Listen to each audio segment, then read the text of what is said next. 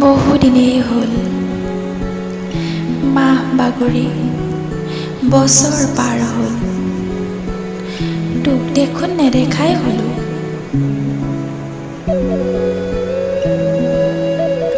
তই থকা চহৰখন আমাৰ পৰা বহু দূৰ। পৰা হ'লে ময়ো গ'লোহেঁতেন, কিন্তু নোৱাৰিলোঁ। শুন, দেউতাৰ সামৰ্থ্যৰ জুলুঙা দিছে একেবাৰে শূন্য। দীঘলী পুখুৰীৰ উমাল আবেলিবোৰ এতিয়া চাগে তই সদায় কঢ়িয়াই ফুৰ বুকুৰ মাজত। ভাবনে মোৰ কথা তেতিয়া, ভাবনে শুন। SMS কৰিছ বুলি সদায়ে খুলি চাওঁ মোবাইলৰ প্ৰফাইল। বহুবোৰ মেছেজ চিন হোৱাৰ পিছত এটাই উত্তৰ, শুভৰাত্ৰি। আৰু আগুৱাব নোৱাৰো। শুন, নিশাটো তেতিয়া বৰ দীঘল হৈ পৰে।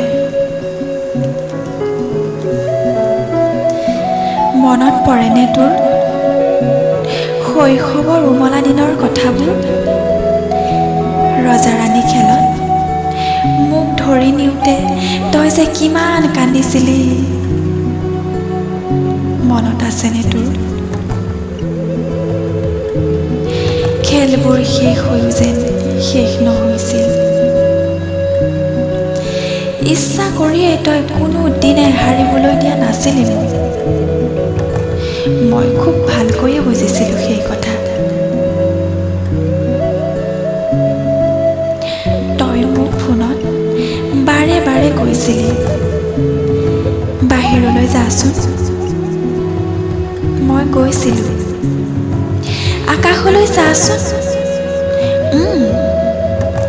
কি দেখিছ?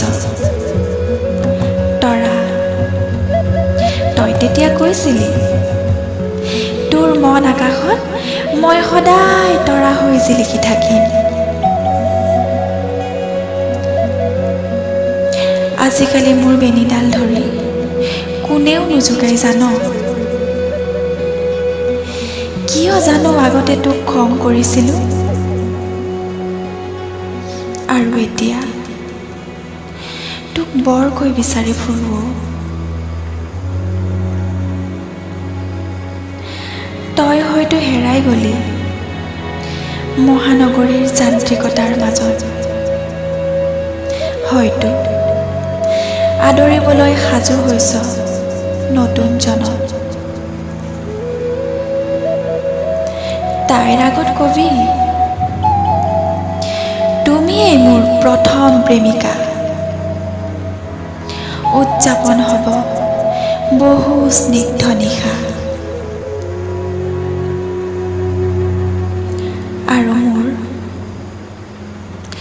খোলা খিৰিকীখন আপোন হৈ পৰিব, আৰু আপোন হ'ব তৰাবোৰ, যিবোৰ চাবলৈ এদিন তয়ে শিকাইছিলি মোক। তই সদায় কুশলে থাক। শুন, সময় পালে মনত পেলাবি। দুচকু মুদি ভাবিবিচোন মোৰ কথা। মোক তোৰ বুকুৰ মাজতেই পাবি।